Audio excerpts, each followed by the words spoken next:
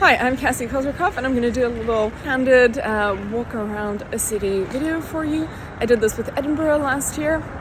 You guys had fun with it. So now I've gotten my morning coffee, and the game is for you to figure out what city I'm in as quickly as possible while I walk down the streets and talk to you about AI, such as OpenAI's 4.5 release. Please don't put the city name in the comments when you get it. Instead, put the timestamp of when you got it. So if you got it in 2 seconds flat, put 0:02, and let's see how that compares with everybody else. So, ready to go for a walk? Off we go. And that's the logo on the coffee. And it's a place where the language is not English. That's one clue. And the architecture is also, not what you would expect to see in the United States. So I'm here for a conference next week. It's an enormous conference. I'm really excited to be speaking there. And while I do this little walk for you and we can find some clues together, here's what's traffic like at just after 9 in the morning, and I'm gonna cross it in the middle of the road like I'm not supposed to. Kids, do as I say, not how I do. And oh, there's a clue for you already, and I can see. So before I do, quick thing on GPT 4.5. First, you need one of those $200 a month accounts in order to be able to try it out right now. But rumor has it that all the $20 per month accounts are going to be able to make use of it starting next week. Let me anticipate how you're going to feel about it when you start trying it. Chances are you'll struggle to notice the difference. Maybe you will find some difference in vibes in the same way that you find vibes differences in your Claude versus your, dare I say it, DeepSeek or Qwen 2.5 Max, which, look, I'm using it for nothing important and nothing that I wouldn't want the Chinese government having a look at, but it's got some charm, I have to say. Qwen does. It's winning my heart, at least a little. But shush, traffic. But my take on the 4.5 difference versus the others, you might feel some vibes. But what you'll notice OpenAI talking about when they talk about comparatives is coding tests. Now, why coding tests? Well, the big thing here, the big thing with generative AI is that it's a language revolution. The understanding of natural language means that we understand the interface for human collaboration, because that's what language is, the interface for human collaboration. And when you crack that, you get something incredible. You are able to have any person who can express themselves in language now suddenly begin to communicate with machines and get machines to do things for them. So this is all a language game, and when I say translation, I don't mean translation necessarily from whatever language those folks are speaking, which is not English, to English. I mean translation can be a much more nuanced thing. Translation from whatever language you're fluent in to code, and some of you are fluent in code, and I'm so sorry. No, I'm kidding. I used to be one of you for a few programming languages myself. To, a more wordy way of saying something, and a more concise way. And OpenAI had that post talking about how people were using ChatGPT to take a bunch of bullet points, turn them into an email, and then another parallel use case that was very common was taking a full email and turning it into bullet points. I thought, now, wow, that is definitely a statement on the human condition. Translation can also be even more nuanced than that. Translation from a suggestion of what should be done to the steps to actually do it. Translation from something like, I would love a poem about bananas in the style of Shakespeare, to the language that gets you the actual poem. Look, maybe some of this is a stretch, but it feels like a translation game. Translation from instructions, desires, requests to the language that is relevant for getting us there.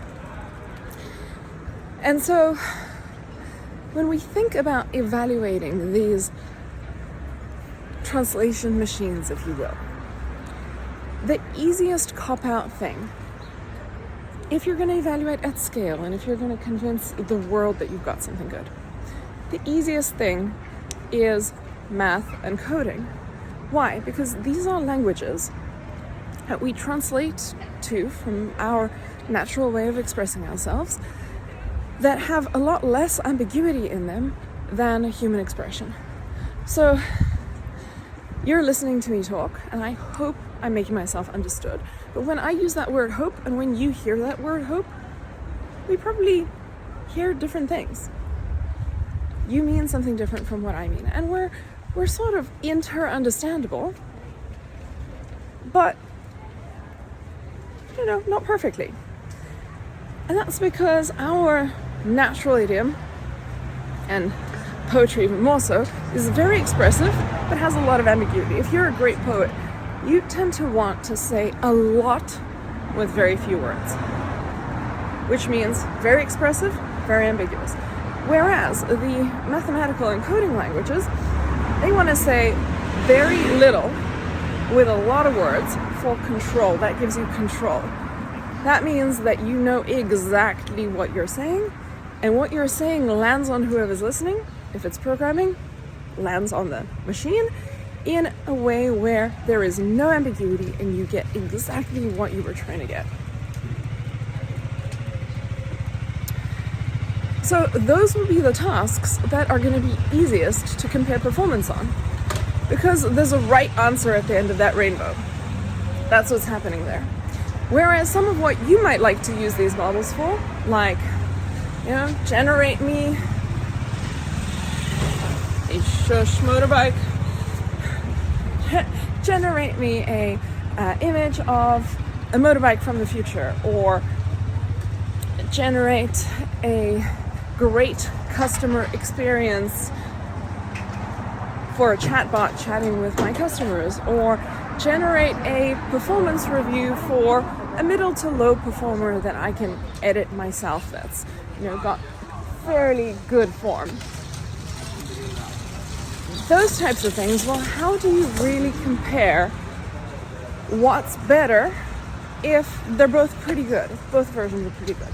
So when you can't get any machine to do anything of the sort, the jump from nothing to making the attempt feels near miraculous, even if the results honestly not that great. And then the next version, you might still feel the difference.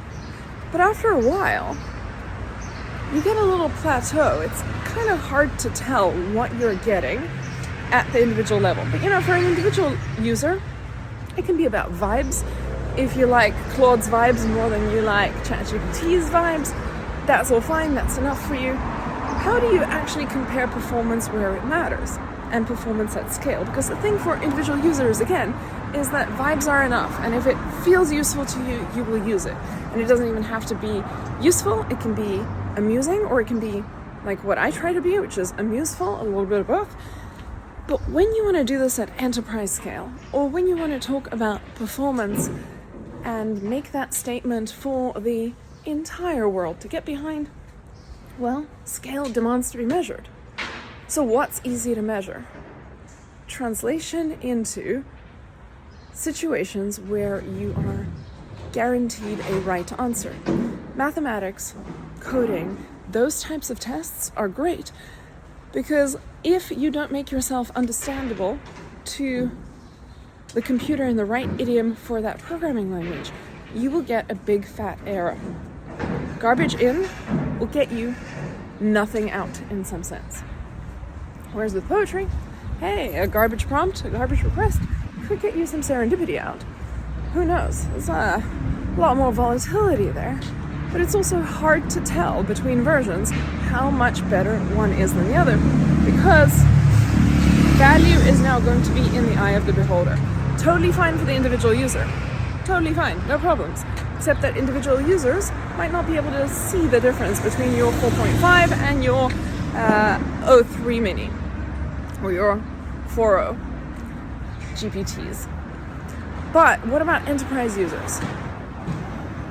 Scale demands to be measured again, so we need to be able to see a difference. How do we tell that difference?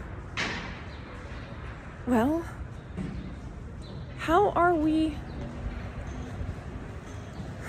who are we looking to tell us what the difference in performance is? Because it depends on task, and not only does it depend on task, particularly when there's not one right answer at the end of the rainbow, as with your math and coding tasks, but where it's about create something delightful. Delightful marketing copy, delightful user journey, delightful graphics. Well, we're all delighted by different things. And so whoever is in charge of that system has to specify criteria about what better means. But when these systems produce right answers, they produce endless right answers. And the trouble with endless right answers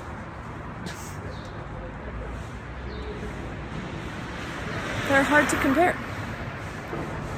And someone on that team has to call the shots and not be looking around to the universe to tell you what it means for something to be more right than something else.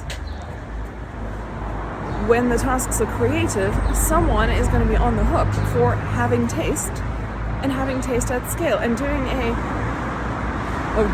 vibe check between a model like 4.5 and 5.0 when it comes out. And how are you going to approach that? And if it's strictly business stuff, even there, what is closer to the intentions of the business? Well, that comes down to some individual taking responsibility for it, which is all fine and well in a world where individuals are happy to take responsibility, make statements about what those metrics should be, what it boils down to. Does it boil down to consensus between three workers? Do all three agree that this is good? Some kind of critic model, like for movies, getting a Rotten Tomato meter saying this movie is better than that movie. But, do you really believe the Rotten Tomatoes difference between 97% and 98%? Maybe some of your movies. I have a movie I really like, Aniara, for example. It didn't do that well with Rotten Tomatoes. Someone else's way of measuring things just doesn't match up with mine. So that idea of the objective one way to give a score to these types of tasks is a tricky idea. Now, in this game, if you're commenting, I want you to comment if you figured out the city that I'm in, that I've been walking in for this architecture. I want you to comment what second in the video you figured out what you were looking at, what city this is, because I'm going to give you the big clue now, and I'm going to flip my phone to do it. Look at that, the gang's all here. Who have we got? We've got Steve Wozniak, we've got Garry Kasparov, we've got Lauren Lyons, and we've got, who is that? Oh dear. Yours truly. Okay, so we've got these on the street, so this will help you figure out where I am. And not just that, but if we walk a little faster along the street, we will see that crossing the street, I'm not going to do that for you, I gotta put my coffee down to do a little pinch and zoom thing here. Crossing the street, wow, look at all those band posters. They just go way down the street there. So it's an enormous conference. The whole street here is advertising it, as are a bunch of other streets throughout the city. And now I'm going to show you the actual name of the city if you still don't have it. But promise me you're not going to write it in the comments, just the second of the video at which you got it. So if you're feeling competitive, then you can compete with your fellow competitives. And yes, it all ends with garbage in, garbage out, doesn't it? Oh, and speaking of garbage in, garbage out, another slightly interesting paradigm here is that if you think about different ways of interacting with machines and programming them, So classic programming. You have to first learn a language, right? A language that's not the language you grew up speaking, some programming language like Python or C++ or one of these other ones. And then you have to speak it very carefully at the machine. And usually when you put garbage in, so you completely ignore this language and you decide to write your requests in, say, English, what you're going to get is not garbage out, but nothing out. The machine is going to be like, nope, you get no results. You wanted to, I don't know, print hello world, but you forgot the word print, and you just said, hey computer, put hello world on the screen for me, and the computer goes, error. So garbage in, nothing out is usually the paradigm for traditional programming. And then like near garbage in, that's like reasonable syntax with a bug, that can get you garbage out. Now upgrade to the AI paradigm, which is, and the at-scale AI paradigm, the kind of paradigm we're talking about when we're talking about foundation models or image recognition, those types of things. That's very much garbage in, garbage out. If the data that you are using to train your AI system from is garbage, your system is going to learn a bunch of garbage. Oops, there it is. The gang's still all there. Let's see. Do we look like one another? I'm in incognito mode, less recognizable, with a ponytail early in the morning and very limited makeup. Now, what happens when you do garbage into a prompt where someone else, shush traffic, where someone else has, someone's really trying to get somewhere and there is nowhere to get, why would we be beeping? So you have, for traditional programming, garbage in, nothing out. For traditional AI, you have garbage in, garbage out. And then for generative AI, where someone else has already done the traditional AI piece, which is the foundation model training piece, now there is a prompt interface and you can use normal language to communicate and ask the machine for something. And there, the paradigm is not garbage in, nothing out. Okay, that does happen sometimes, like if I'm using the audio mode with Claude and everyone's beeping and Claude does not hear a single thing I've said and it sounds pretty garbled, Claude will be like, I didn't understand you, okay, try again. Kind of like throwing an error. Sometimes you get garbage in, garbage out. You ask a dumb question, you get a dumb answer. Sometimes though, you get not garbage in and out comes garbage. A very fluent, yet not accurate answer. You could put garbage in to a prompt and you could get serendipity out. You could get surprise. You could get something fascinating, useful, amazing. And that should trouble you.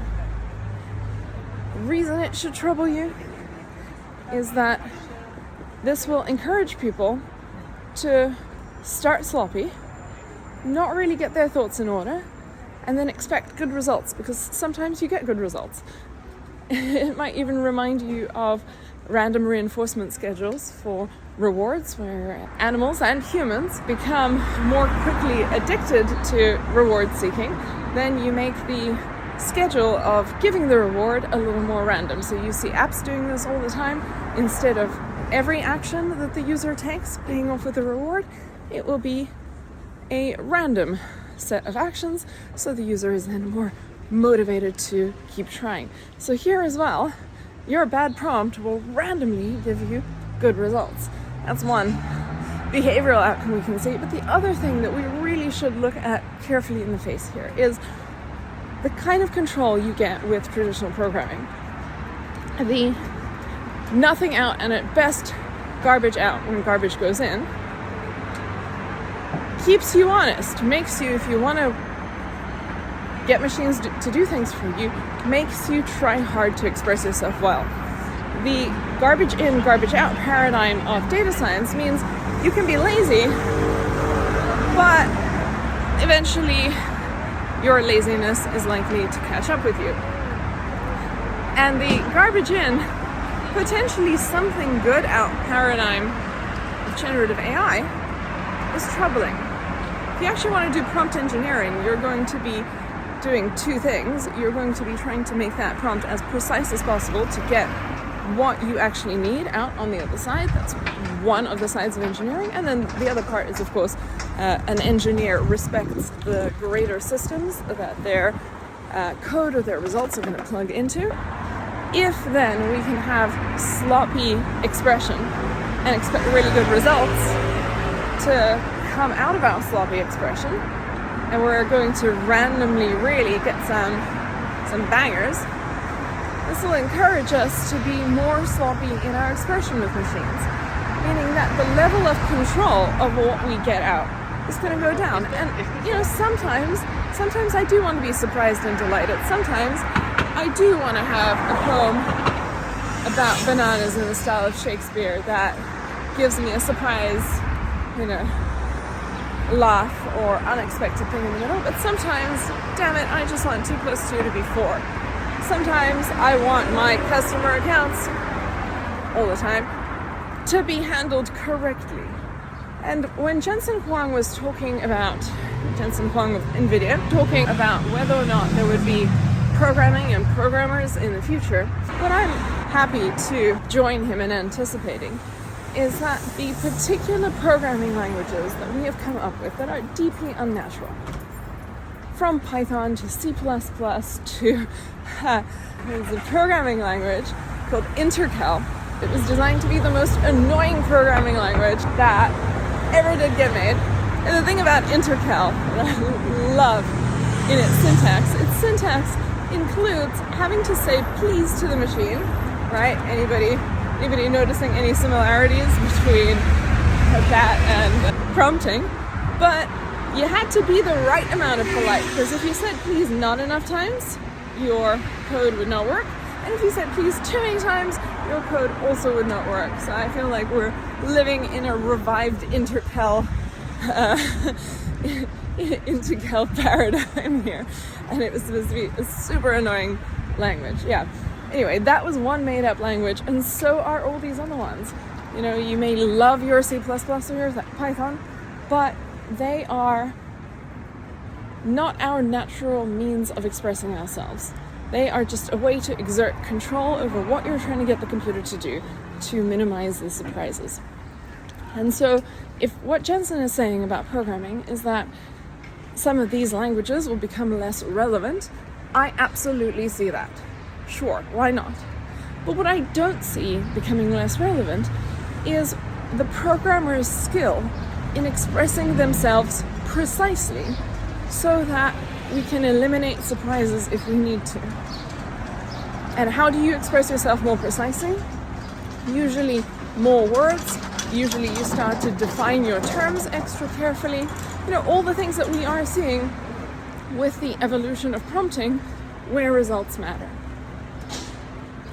So maybe programming is just going to change, but that art of thinking and speaking precisely is an art that is not going to go away.